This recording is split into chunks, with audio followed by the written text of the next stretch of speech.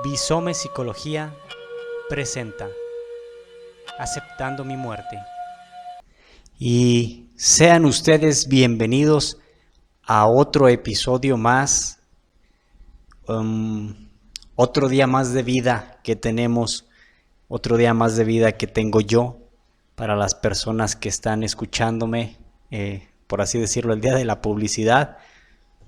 Ustedes han tenido un día más de vida, yo quién sabe si lo tuve o no lo tuve, sobre todo la gente que escucha este audio muchos meses después, muchos años después, pues sabrá Dios, ¿no? Pero en este preciso momento, un día más de vida. El día de hoy traigo un tema, yo considero que bastante bueno, bastante profundo, porque es algo que nunca nos estamos cuestionando a nosotros mismos, que a veces hasta evitamos. Si el hablar de la muerte ya de por sí es un tabú y no queremos abordarla, pues mucho menos queremos abordar la parte de los cuidados paliativos. ¿Qué pasa si yo me encuentro en una situación vulnerable en la que una enfermedad me esté dando tanto dolor que necesite llegar a esta atención paliativa? O donde también puedo yo negarme a recibir algún tratamiento experimental o algún tratamiento con efectos adversos y hago mi desistimiento y digo no. Quiero morir al natural, simplemente háganme cuidados paliativos. Calmen mi dolor. Claro, cuidados paliativos involucra muchísimas cosas y eso es lo que vamos a estar mirando el día de hoy, que no solamente es darle un medicamento, un fármaco al paciente, sino que implica muchísimas cosas más. Eso es de lo que quiero hablarles el día de hoy. Quiero que nos posicionemos, si ustedes me lo permiten, al mismo tiempo o poco a poco en dos circunstancias. La primera, ¿qué pasa conmigo si yo necesito los cuidados paliativos? Y la segunda es, si yo soy el familiar o la persona a cargo que tiene que proporcionar los cuidados paliativos a un enfermo. Eso es lo que quiero que veamos. Y pues vamos a entrarle no de lleno a los cuidados paliativos. Dicen los expertos que los cuidados paliativos pues es bien morir, una buena muerte con dignidad. Dicen que morir con dignidad es un don que depende de cómo se haya abordado la vida y la muerte en medio del dolor y de la enfermedad. Depende cómo la hayamos abordado. Así será nuestro buen morir. Bastante profunda la frase, pero de eso vamos a hablar hoy. Vamos a hacer un pequeño repaso así rapidísimo. Hay que recordar que por allá por la Edad Media van surgiendo los primeros lugares en los cuales se trataban a los enfermos terminales y lo hacían estos monjes, ¿no? De manera voluntaria, de manera altruista, que con el paso de los años va llegando los famosos hospicios, donde obviamente se hace con muy buena intención, no con todo el conocimiento del mundo, pero se está haciendo lo mejor que se puede. Y que posteriormente, ya más adelantito, se irán incorporando tanto la palabra como las características específicas que van a ser los cuidadores que apliquen cuidados paliativos. ¿Sale? Bien, la palabra paliativo más bien, su etimología viene del latín pallium, que significa manto o cubierta. Curioso, ¿no? Que esta sea del latín y no del griego como las otras que estábamos viendo. Pues eso significa manto o cubierta. ¿Me explico? Nosotros, quienes brindamos cuidados paliativos, somos como ese manto o cubierta, al mismo tiempo de lo que le estamos otorgando a la persona, que es esa cubierta, como para tenerlo apapachado, acurrucadito, tibio, ¿sí? Algo agradable. Y bueno, hacia 1905 en Londres se está dando todo este movimiento de los hospicios, pero oficialmente llega, hagan memoria, o en los episodios anteriores ya hablábamos de la fundación Christopher Hospice, que crea este movimiento de los hospicios modernos, y pues adivinen quién estaba ahora sí que a la cabeza.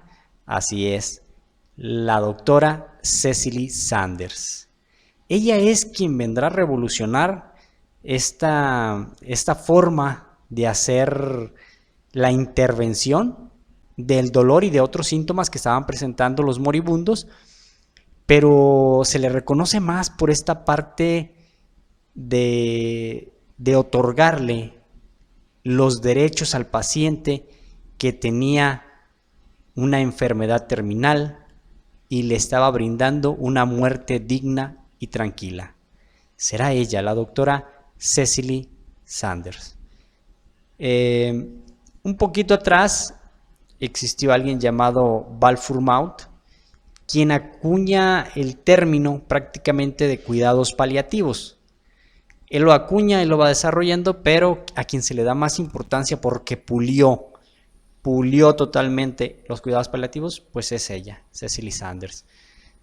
¿Y qué son los cuidados paliativos? Bueno, la OMS hasta el 2002 creará como esta forma de explicarlo de una manera más clara y puntual. Hasta el 2002, fíjense, hasta cuándo llega. Y se los voy a leer, esto dice así: cuidado activo e integral de pacientes cuya enfermedad no responde a terapéuticas curativas.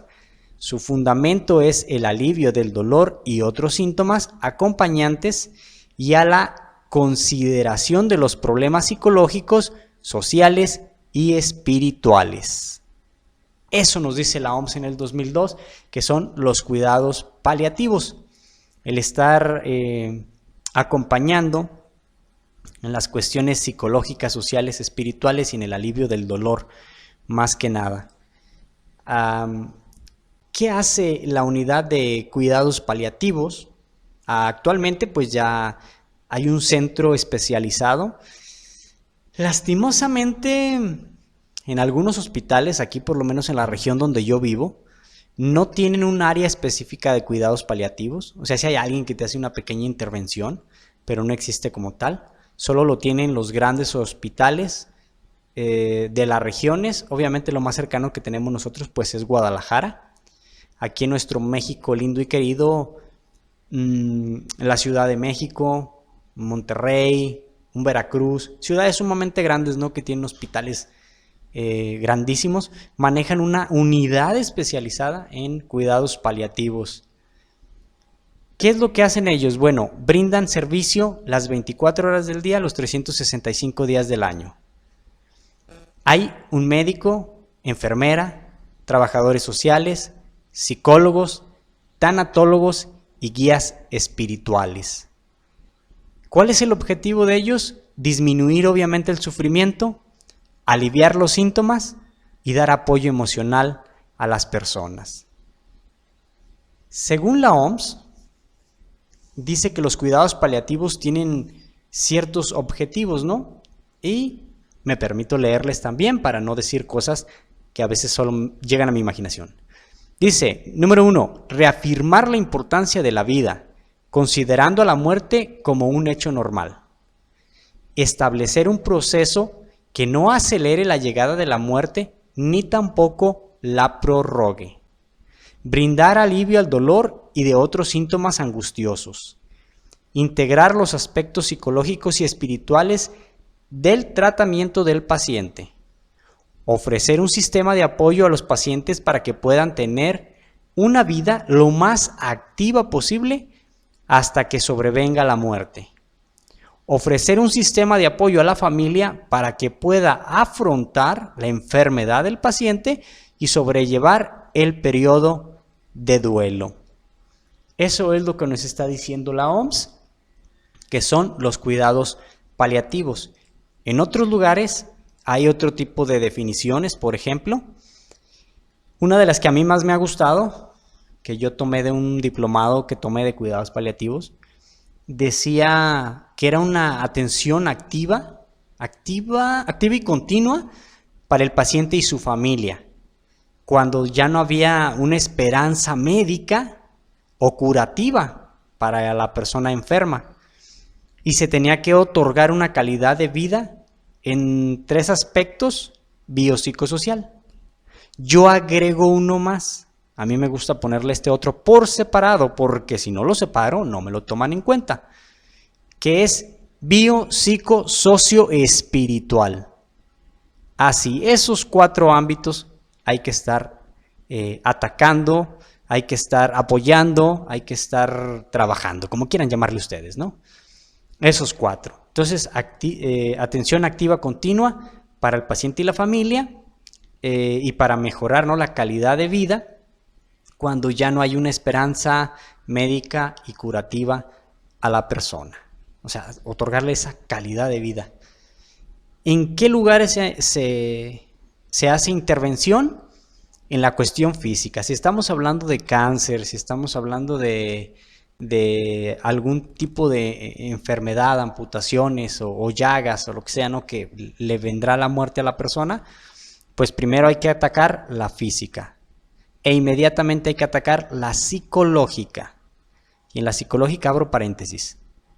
Hay que revisar las conductas del paciente, las emociones, sus pensamientos, sus sentimientos y sus deseos. ¿Por qué emociones y sentimientos es distinto? La emoción es algo que te llega momentáneamente, el sentimiento es algo que se construye con varias emociones. Y es a más largo plazo el sentimiento. La emoción muchas veces es por un tiempo prolongado. Ok, conductas. ¿Qué conductas tiene hacia la enfermedad, hacia sus familiares, hacia él mismo? ¿Qué emociones está presentando en el momento y que puede expresarlas, que sepa expresarlas? ¿Qué pensamientos? Y abro otro chiquitito paréntesis aquí. De repente hay pensamiento suicida. Ya se está pensando en el suicidio, y en la conducta podríamos hablar que deja de tomar su medicamento, se le olvida el medicamento o está dejando de comer, que podríamos interpretarlo como un suicidio pasivo. Los sentimientos y los deseos, ahí estaríamos hablando de qué es lo que la persona siente acerca de su enfermedad y acerca de su muerte. Los deseos también hay que revisarlos. ¿Qué desea y cómo desea morir la persona, o qué desea hacer en ese momento? Entonces, vamos a repasarle. Primero, hay que intervenir físicamente para curar el dolor de la persona o algún otro malestar que tenga. Psicológicamente, con estos que ya les mencioné. Hay que hacer intervención con la familia, con los familiares. Y también pues con los familiares se abre la parte psicológica y todo lo que ya les expliqué. Hay que hacer la intervención social. Algunas personas tienen algún estatus social, o cómo se ven ellos ante la sociedad, o qué rol juegan ellos ante la sociedad. Entonces hay que intervenir ahí también.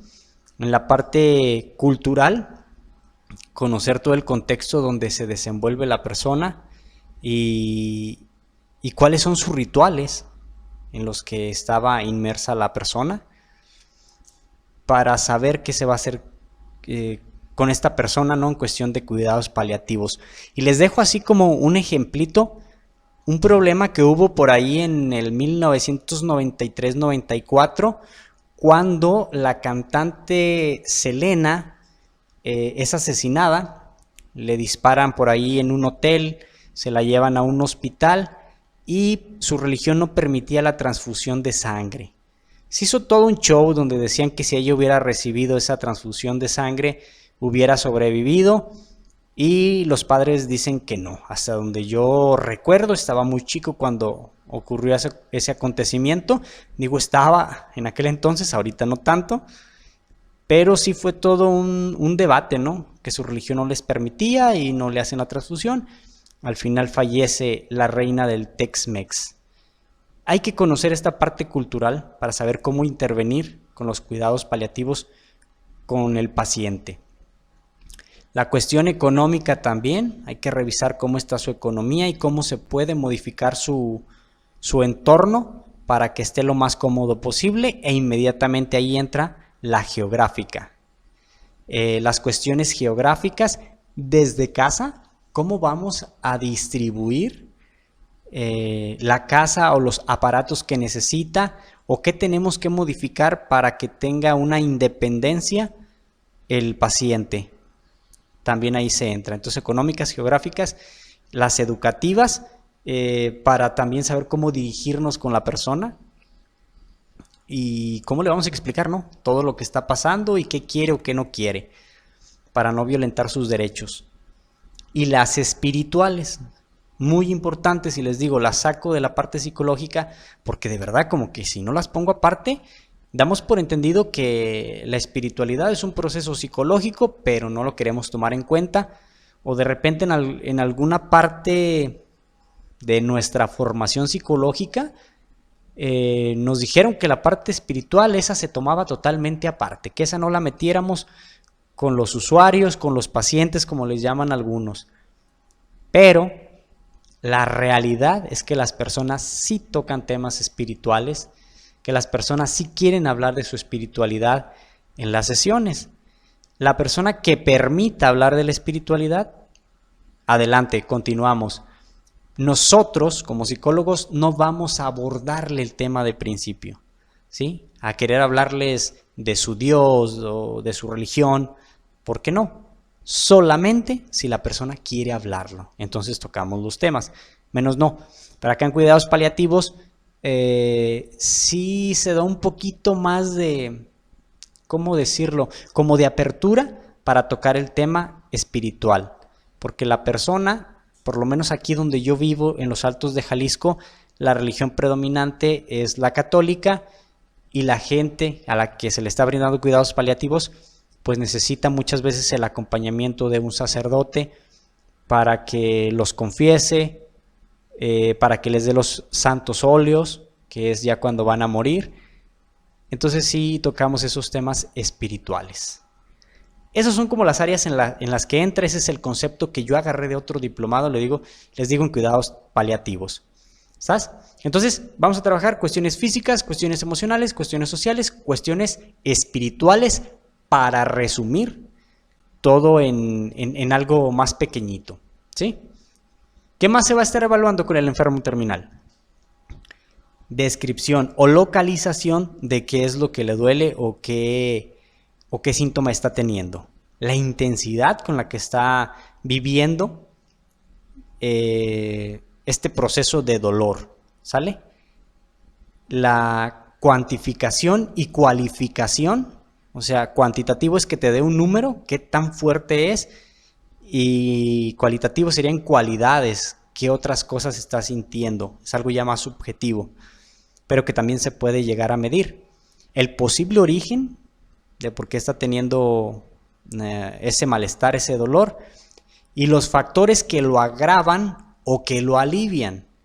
A veces son cuestiones emocionales. A veces hay personas que están en cama y llega un familiar y se intensifica el dolor.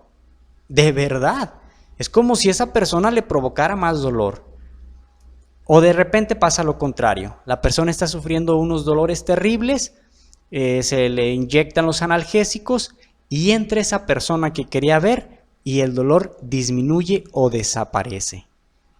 Esos son los factores que agravan o alivian. Incluso hay otros que son más medibles, como algún tipo de comida o algún tipo de cuestión ambiental, ¿no? También, bueno, se hace una evaluación de eso y las consecuencias funcionales y efectos psicológicos que están teniendo todo lo anterior. También se evalúan los mecanismos por el que se genera el dolor, para darnos una idea, ¿no?, de qué está pasando. Y obviamente las ideas y pensamientos del paciente sobre el dolor y su control. Hay pacientes que tienen ideas que dicen: yo no voy a soportar el dolor y méteme medicamento de una vez porque yo no quiero y no puedo y no podré. Entonces es su idea que no podrá, mientras nos encontramos con otras personas que son fuertísimas al dolor. Y no, yo así, ¿y cuánto te duele? No, y no, y no, y no. Hasta que de verdad es muy, muy, muy intenso, entonces te piden medicamento. Entonces hay que revisar esto, las ideas que tienen sobre el dolor y sobre su control, porque como les digo, hay personas que pueden controlarlo y hay personas que no. ¿Por qué la importancia? Bueno, porque los médicos utilizan unas formas, unas escalas para medir el dolor. También, ya les dije, céntrense en que ustedes van a estar como personas que están recibiendo los cuidados paliativos o personas que quieren acompañar a una persona con cuidados paliativos. Pues esto que les voy a platicar les va a servir. Es una escala, se le llama escala visual análoga, en la cual podemos identificar qué tanto dolor está teniendo nuestro paciente. Va desde el color azul, verde, amarillo, naranja y rojo, y tiene una numeración del 1 al 10. El 0 sin dolor, 2 poco dolor, 4 dolor moderado, 6 dolor fuerte, 8 dolor muy fuerte y 10 dolor insoportable. Si alguna persona no puede hablar, solamente mira y pestañea, podemos utilizar este tipo de escala para nosotros identificar qué tipo de dolor está teniendo, y le vamos señalando con el dedo, le decimos: parpadee 2 veces para que me diga dónde me detengo. Y le explicamos obviamente, ¿no? El color indica el dolor que usted está sintiendo en este momento. Y así podríamos saber cuánto dolor hay. ¿Por qué es importante saberlo? Personas que están sufriendo de cáncer y que ya no pueden hablar, sus familiares de repente dicen: es que es desesperante el no poder saber cómo le ayudo porque no tengo ni idea de cuánto le duele.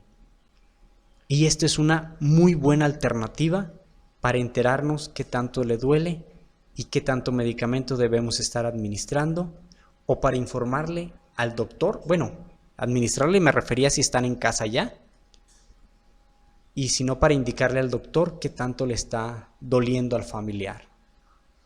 Si la persona puede hablar, podemos utilizar otro que se llama escala verbal categórica, en la cual va del 1 al 4, en específico esta, va del 1 al 4, 0 sin dolor, 1 dolor suave, 2 dolor moderado, 3 mucho dolor, 4 dolor insoportable. La misma función, es para saber qué tanto le está doliendo a mi usuario, a mi paciente, y poder administrarle los medicamentos que necesita, o en caso de que haga intervención el psicólogo, el tanatólogo, que le deje algunas técnicas para que pueda ir controlando ese dolor, o algunas técnicas de relajación para que por medio de esta meditación o de tranquilizarse, el dolor también disminuya. Obviamente no con la meditación y esto se le va a quitar totalmente, pero sí ayuda mucho. Mínimo les va a ayudar para que haga un efecto más rápido el analgésico. ¿Sale? ¿Tenemos otros? Sí, por supuesto, otras alternativas. Termómetro del dolor, parecido al de los colores, donde también se le dice a la persona, nada más que es en forma de un termómetro, y se le dice: indíqueme hacia arriba qué tanto le duele. El último peldaño, pues es dolor intenso, ¿no? Dolor insoportable o inimaginable. Y consta de eso. Hay otras formas, por supuesto. Los famosos cuestionarios. Está el de McGill, el BPI, que sus siglas esas son sus siglas en inglés. En español quedaría Cuestionario Breve del Dolor. Y tiene preguntas así como: por favor, indíqueme en qué zona presenta más dolor. Así tiene como unas 2, 3, 4, 5 preguntitas y luego abajo tiene otra. ¿Qué tipo de cosas le alivian el dolor? ¿Qué tipo de cosas le empeoran el dolor? ¿Qué tratamiento o medicamento está recibiendo para el dolor? Así. Esa es una forma también de medirlo. Y por último, pues explicarles el umbral del dolor. ¿Sale? Que es uno que se utiliza de color azul, color moradito y a color rojo, donde el umbral del dolor pues tiene como unas zonas donde apenas aparece y luego viene una zona de queja y una zona de tolerancia y al final algo que es muy intenso. Y así también con su dedito puede ir la persona indicándonos si es agudo, subagudo, crónico, incidental. Y ya te va a indicar cuáles son, ¿sale? Este tipo de formas de medir se los quería enseñar principalmente para eso. Porque si no sabemos cómo comunicarnos con nuestro paciente, aquí tienen una estrategia de cómo saber cuánto dolor tiene. Para que usted, cuidador, no se me desespere y sepa que siempre habrá alternativas para estar al pendiente de su paciente. Que usted las conozca y se las diga a quien más confianza le tenga para si usted está en una situación vulnerable en la que usted no pueda hablar, pueda comunicarse con ellos y decirles cuánto dolor está teniendo en ese momento. Por eso era como que la importancia de platicarles un poquito, ¿sale? Y vamos regresando nuevamente a cuidados paliativos. Pregunta para usted. ¿Dónde le gustaría morir? ¿En un hospital o morir en su casa? Pues bien, revisando episodios anteriores también, como ya les había dicho, para la década de los 30 y toda la historia esa que les platiqué, todo ese choro que pensaron que no tenía utilidad, pues sí tiene utilidad. La pregunta es esa, ¿dónde quiere morir usted? Ya miramos en ese episodio que se estaba popularizando la parte de morir en un hospital. Y así siguió hasta los años 60, que se hicieron investigaciones en Inglaterra, en toda Europa, y decían los familiares se están alejando del enfermo terminal. El familiar se está alejando tanto que ya no tiene contacto con la muerte y ahora le da miedo y le aterra y a todo mundo quiere meter a los hospitales. Entre otros factores que hablamos de Primera y Segunda Guerra Mundial, incluso de la Revolución Mexicana. Bien, morir en casa es una de las fortunas que podríamos tener si nosotros estuviéramos en estas condiciones terminales. En primer lugar, porque reduce el duelo por estar rodeado de la familia, por poder recibir visitas a diferentes horas. Hay personas que trabajan hasta altas horas de la noche y no pueden ir a visitar al familiar, pero estando en casa sí se podrían echar una vueltita a las 10 de la noche, a las 11 de la noche, o pasar muy temprano, 6, 7 de la mañana y mirarlo, dejarle una paletita, dejarle una florecita, dejarle un panecito, ¿no? Y cuando despierta la persona, le informa, ¿no? Mire, pasó fulanito por aquí y le dejó esto. Caramba, ya supiste que alguien fue a visitarte. Efectivamente reduce el duelo. También para los familiares. ¿Por qué? Porque su duelo lo van haciendo más conscientes en su cabecita que su familiar va a morir. Y lo están viendo deteriorarse poco a poco y les va cayendo el 20 de que eso va a pasar y que va a pasar. A diferencia de cuando de repente en el hospital les hablan y les dicen, ay, ¿sabes qué? Mi papá ya mejoró. Uy, está súper bien, está comiendo muy bien y los doctores lo van a checar otros 2, 3 días. Y a las horas les hablan y les dicen, mi papá falleció. Entonces no les dio tiempo de asimilar, porque apenas estaban asimilando, él se va a curar, estaban agradeciendo a su Dios, al universo, de que todo iba mejorando, estaban haciendo sus promesas, ¿no? Vuelvo a repetir, sin intención de ofender a nadie, pero aquí en la región donde yo vivo, en los Altos de Jalisco, pues la religión predominante es la religión católica.